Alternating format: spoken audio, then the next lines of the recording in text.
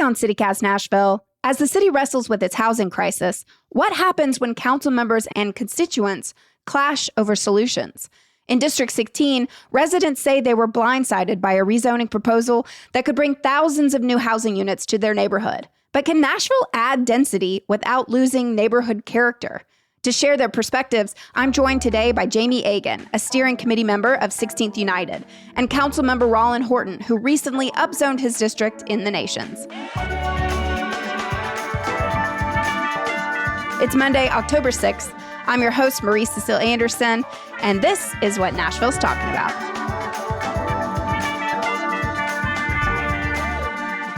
Jamie, you're a member of a nonpartisan group, 16th United, that advocates for an inclusive process with respect to rezoning.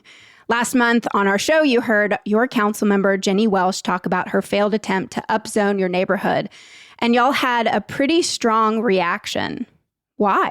Well, I think that her comments merited a strong reaction.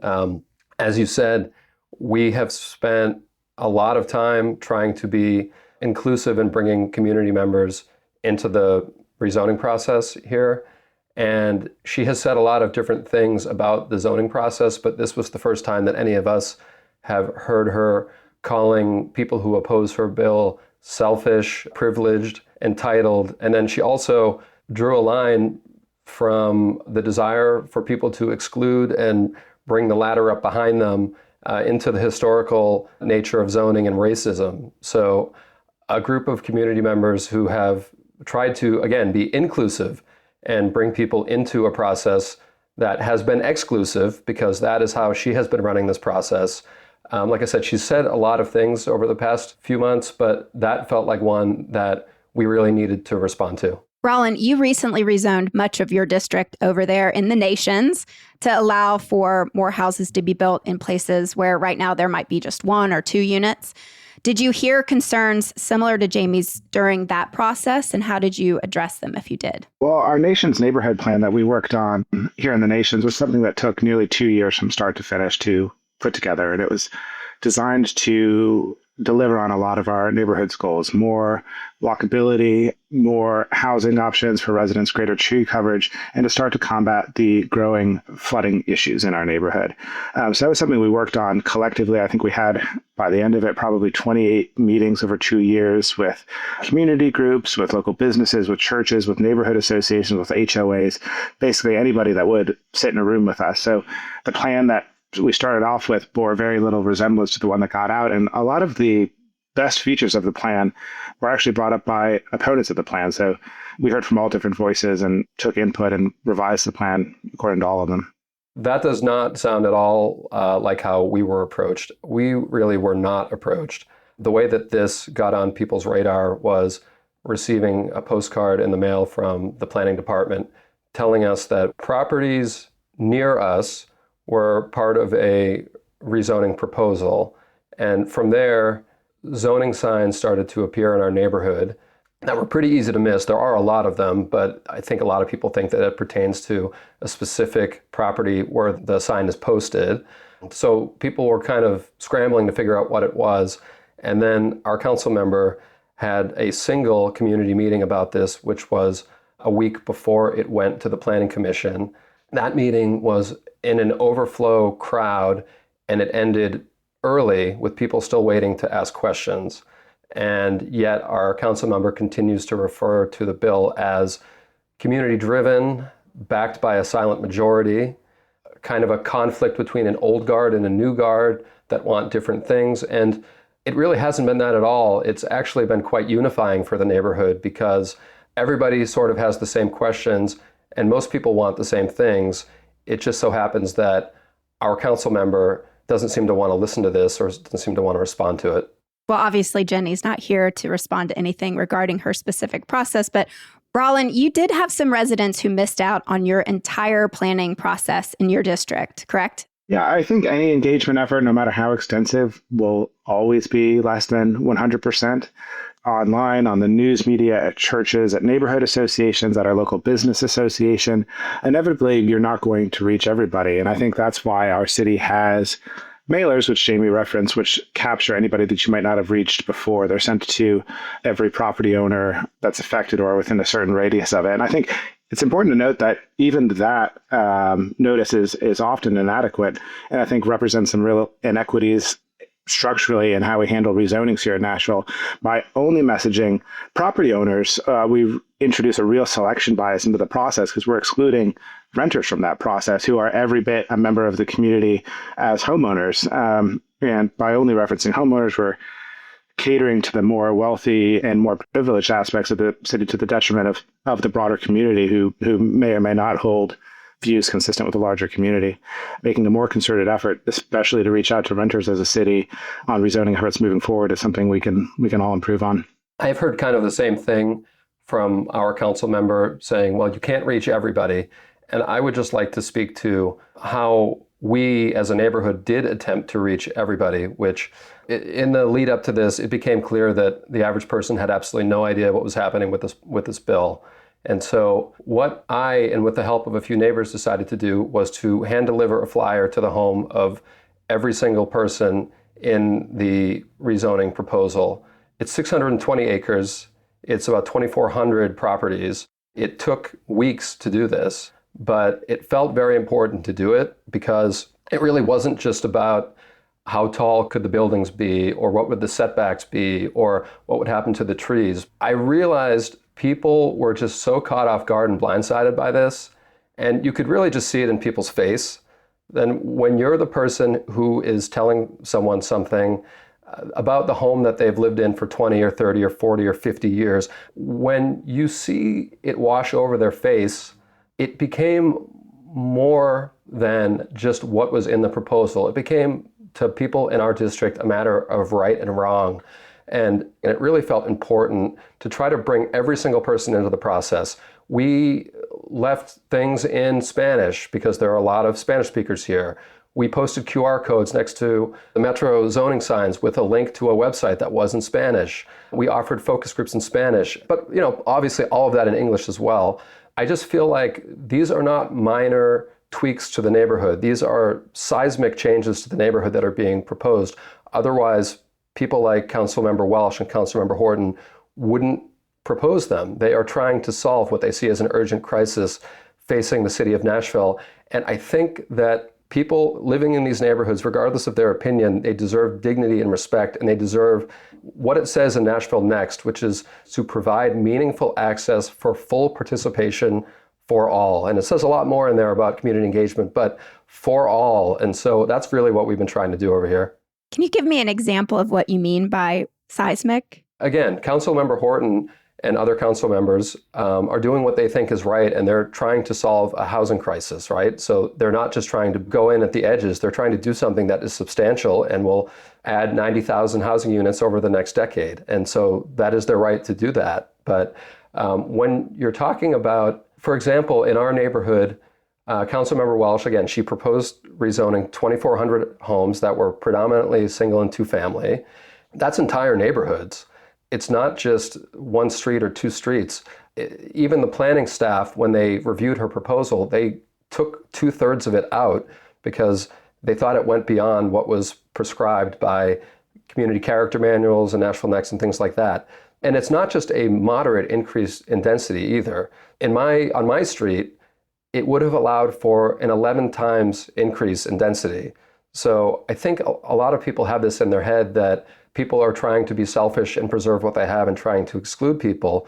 But there's a very big difference between somebody wants to build a accessory dwelling unit in their backyard, and I don't want that. Or they're trying to put up a duplex here, and I don't want that. It's like, I live next door to two single family homes, and under what would be allowed under Councilmember Welsh's proposal, two 45-foot tall buildings or collections of buildings would have been allowed, that would have allowed, I think, approximately 12 units where there had been one. And so it is major changes that they're making. And again, they can justify why they need to do that, but that is what it is.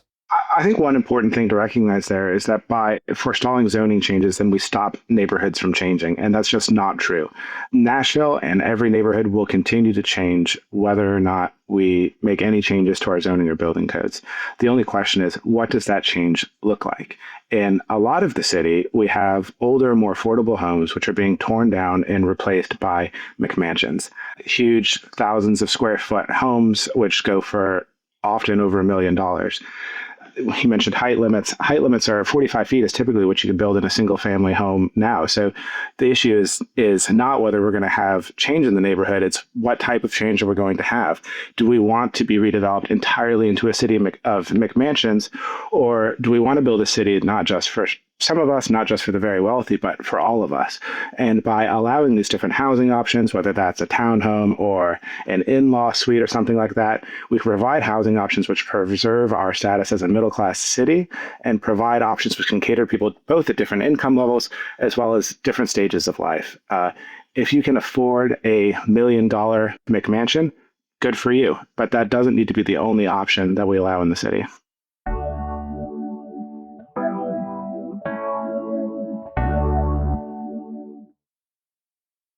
Jamie, I would love for you to tell us about District 16 and what you love most about where you live. Yeah, I mean, it's funny. My wife grew up in Nashville, and I've only been here a relatively short time, but my wife and I met in LA. We moved to Nashville in 2021, and like many people moving back to Nashville, she couldn't afford to buy a house, or we couldn't, in the neighborhood where she grew up. The city had changed, and we came right at the time that it was, you would walk up to see a house and the realtor would say, sorry, this house just went off the market 10 seconds ago, and you turn around and go home. Or you get outbid by $200,000 and think, well, I'm never going to find a house. But District 16, it's a very diverse neighborhood. It is a very working class neighborhood. And so that's why it's especially rich to be called entitled. It is basically South Nashville. The area that we're talking about is at the cross section of Thompson Lane and Nolensville Road. So it's, if you know Degtai and you know a million tire shops and you've been to the zoo, you've been through District 16. So what I love about living here is something that I hadn't even really found until I started walking around the district and delivering flyers and meeting people. But it is a mix of people who have not lived here for very long, but it is also people with roots here that go back decades and decades and decades. It isn't the fanciest neighborhood, but it has a ton of character. People take care of their homes. People look out for each other. I had not been part of the neighborhood group. I hadn't been on the 16th District Facebook page prior to this, but it really feels like a tight-knit community. Also, I love the diversity of it, too. When we moved from LA, we originally were renting somewhere else in town that felt very, very homogenous in terms of its makeup. And living in District 16, it kind of reminds me of what I loved about living in LA. I think it's worth mentioning that in 2023, District 16 was downzoned to single-family homes to allow for less density, which sets it apart from many other areas in Nashville that are constantly under development. I'm right off Dickerson, and they are building 17 tall and skinnies on my street right now. If this amount of density isn't right for your neighborhood, where do you believe that density should go instead? After the bill was indefinitely deferred, we formed 16th United, and our first objective was to find out what the community actually did want, because it seemed like it didn't want this bill. There were 4 different groups working on this at the same time. What the community has said in all of these studies, which some of them were done by people who support Councilmember Welch's bill, was that what people would like to see first would be a rezoning of the corridors themselves. And again, going back to Nashville Next, it said to put density on the corridors and put density around the corridors, which I know that Councilmember Horton, his bill did rezone the corridors from commercial and industrial to multi-use. And that's something that when we saw Councilmember Horton's urban design overlay or his plan, we're like, wow, we like that and we want that over here. I wonder why he could do that when we couldn't do that. So that's one place would be the corridors. I mean, everyone drives by an abandoned sofa store 10 times a week that's been empty for 2 years and thinks, why couldn't there be a grocery store on the bottom of that and residential up top? But within the neighborhoods, there is openness to additional density in the neighborhoods. So it's not like the neighborhoods are anti-density. It's just the scale of the buildings within the neighborhoods is really what people are concerned about. And so I would say split lots with more homes, more duplexes. Obviously, DADUs are another thing that won't solve the housing problem, but are are a tool. And so that sort of stuff. It's just some of the larger buildings that people look at that and say, well, Nashville Next talked about preserving the existing character of neighborhoods. And again, Nashville Next is like the Bible of zoning and growth in Nashville. And it's like, if you're preserving the existing character of neighborhoods and you're putting things that are way out of scale with what exists in those neighborhoods, then it seems like it is not adhering to the spirit of Nashville Next. Rollin, why are housing advocates no longer in favor of restricting density just to corridors? I think it's two things. One, there's just is not enough capacity on our corridors to provide the sufficient housing we need to build in Nashville. We need to build 9,000 a year, every year for the next 10 years, 90,000 total. Second, one of the fundamental purposes or insights of zoning is to separate noxious uses, to say we don't want a home next to a cement factory or a chemical plant or something like that. But by relegating new housing, especially renters, to just the corridors, we are forcing new residents into the most dangerous, the most polluted, and the noisiest parts of our city. And that has severe physical and mental health effects for residents, exposure to that type of traffic through things like lung disease, heart disease, sleep deprivation, and other things.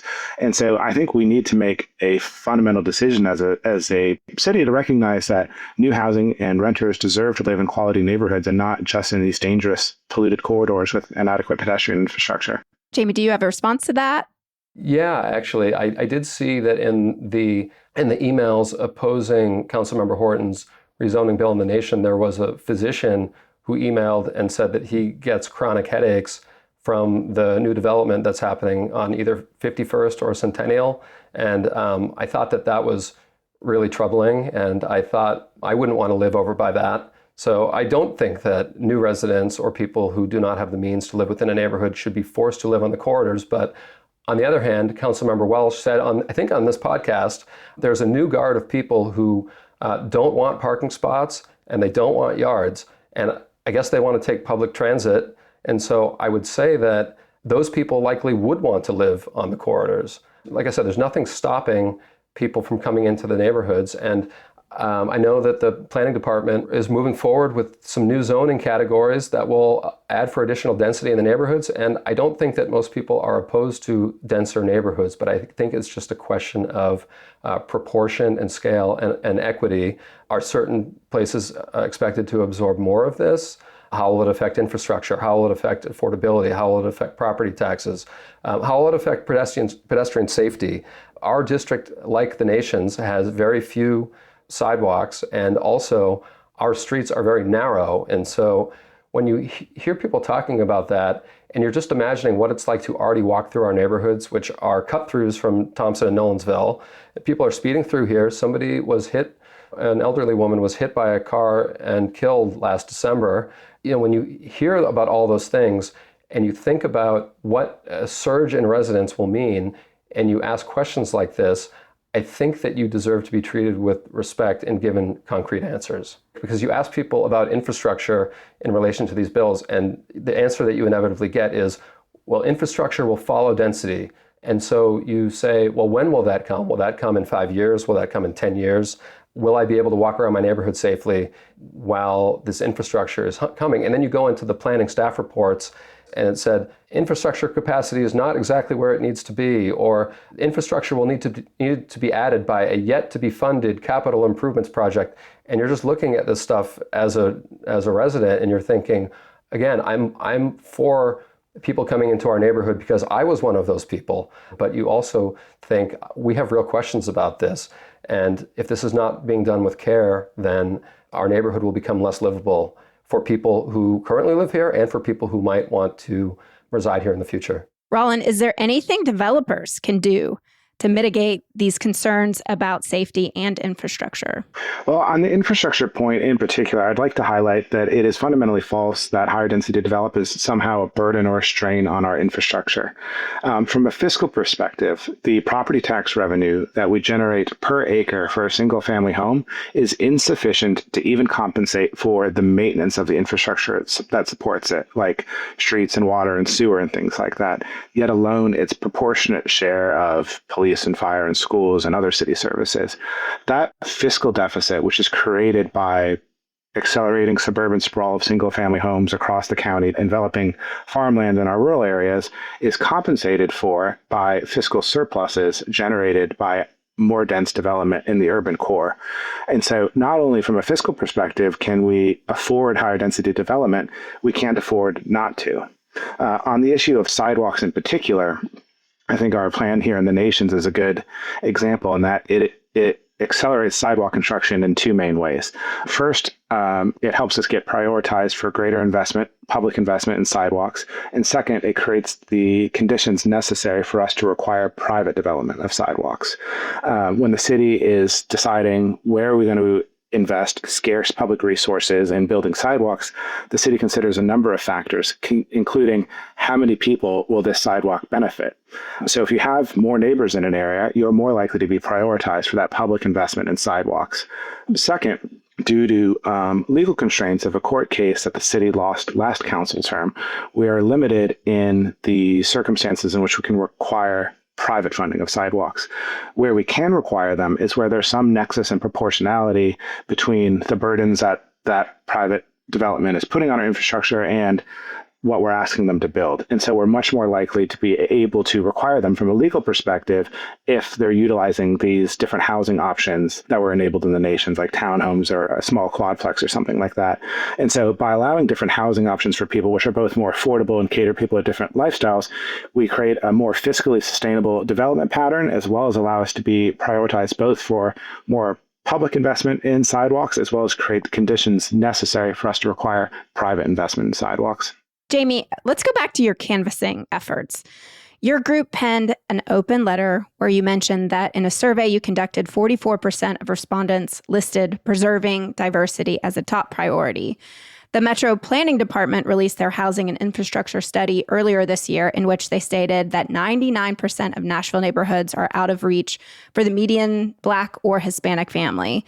Rollin, this question's actually for you. Are diversity and density related? Yes. Under our current conditions, less than 1% of homes are affordable for a typical Black and Hispanic family in our district, or in our city, excuse me. And our current zoning code is hypercharging gentrification and displacement, particularly in our African American and Hispanic communities, by walling off huge sections of our city to any degree of different housing options. We have funneled all the development that is able to occur in those neighborhoods that allow more denser development, specifically such as North Nashville and other historically more diverse parts of our neighborhood, and is accelerating gentrification and displacement. The best thing that we can do is take a holistic and broader approach on where we allow these different housing options and allow us to spread our density out in a way that's more comfortable for most, more broadly, rather than hyper-focusing it only in our African American and Hispanic communities. I guess what I would say goes back to the question of affordability that we talked about before. Our neighborhood is a great place, but it is not Belmead, and it's not Sylvan Park, and it's not Richland. But there are a lot of people in our neighborhood that I think are barely hanging on right now. And I've met a lot of them. You mentioned my canvassing a second ago. And so I think that a lot of people probably can't even afford another property tax increase because there just was one. If you can barely afford the house that you're in right now, and suddenly your property taxes go up again, then that is going to put a strain on you. Or if you're a renter, because there are a lot of renters around here, I would assume that if the property taxes go up, the rent will become more expensive and will displace people. And also that a lot of these buildings that are rented to people right now will be sold off to developers who will want to build something else on them that is bigger. And so I guess you could look at it from the macro perspective of, if we build more housing all across Nashville, prices will come down for everyone. But you could look at it on a micro level of, for the people who are currently living in these neighborhoods, what is going to happen if something like this passes? And so I guess, would you displace people in the name of housing more people in the future is sort of what it looks like to me. If we can't raise revenue via property tax increases and building more density feels to you as though it will have a negative impact on your community, how do we pay for schools or emergency services or any of the infrastructure we so obviously need? Well, these are questions that I would redirect to Councilmember Horton or our council member. It has not been the scope of our group to try to get into the weeds like this, but it is the scope of our group to figure out what our neighborhood wants to see and make sure that we are heard in what we want. You said it in the intro, I believe. Our group is not an anti-density group. Our group is a advocacy group for what people in our neighborhood want to see, and we are not opposed to additional residents in our neighborhood. It's just more like, what exactly are you doing, and can you engage us in a way that doesn't make people even more cynical than they are right now about what Metro's intentions are. How things get paid for, we are not city council members. This is not the mayor's office, but we're people trying to intelligently have a conversation about an equitable solution to the housing crisis that exists in Nashville, and trying to figure out how our neighborhood fits into this and maintains its livability in the process of providing what the city needs. Yeah, I think it's an important point that we can't simultaneously have stable city services, low taxes, and low density. We can't have all three at the same time. We mentioned the higher property tax bills that many residents experienced this year. We actually have a lower property tax rate today than we've had in decades. The increase in people's property bills has come from the skyrocketing cost of homes in our city, primarily because we've created a severe artificial shortage through our zoning code, which restricts enormous amounts of the city solely to single-family homes, the most expensive form of homes, which create fiscal deficits for our city. So if we want to have stable city services, if we want to avoid property tax increases, the best thing we can do is provide more affordable housing options for people, both at different income levels and stages of life, which also helpfully helps us fund our city services to an extent that we're not currently doing with single-family homes. I'm just going to move on to our very last question since we're running out of time. I really could talk to y'all for another half hour, but I would like to end on the fact that Councilmember Welsh has said that she's going to be bringing back this rezoning proposal next year. Jamie, will 16th United be working with her on this future proposal? The light is always on to work with Councilmember Welsh, but right now we have our focus on working with the Metro Planning Department, which we have been all the while. A member of the Metro Planning Department joked to me at an open house that they were having that they wish that every council district had an unpopular bill, because every time they do an open house, it's members of the 16th district, like way out of proportion with everything else. So right now, I guess your listeners should know this, that there are two new zoning types that are going before the Metro Council that would allow development that is what is middle housing and this middle scale development. Our focus right now is on learning what we can about these new zoning types, engaging thoroughly with Greg Claxton and the members of the planning department to try to, he used what is the local knowledge that we don't have. They really want to talk to people in the council districts to find out what they're missing. And so we're really excited to do that. If a bill comes back from Councilmember Welsh, we obviously would attempt to engage her as we have all along. We're just waiting to see on that. But I would imagine that a proposal from Councilmember Welsh might align with these new proposed zoning types from Metro Planning. And so our efforts may be one and the same. By engaging with planning, we may also be engaging with Councilmember Welsh indirectly.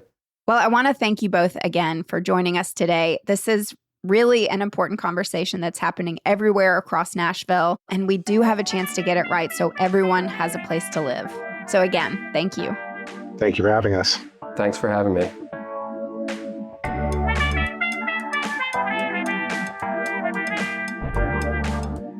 That's all for today here on CityCast Nashville.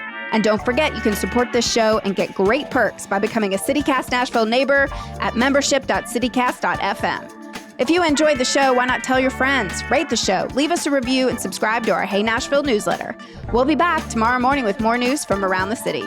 Toodles.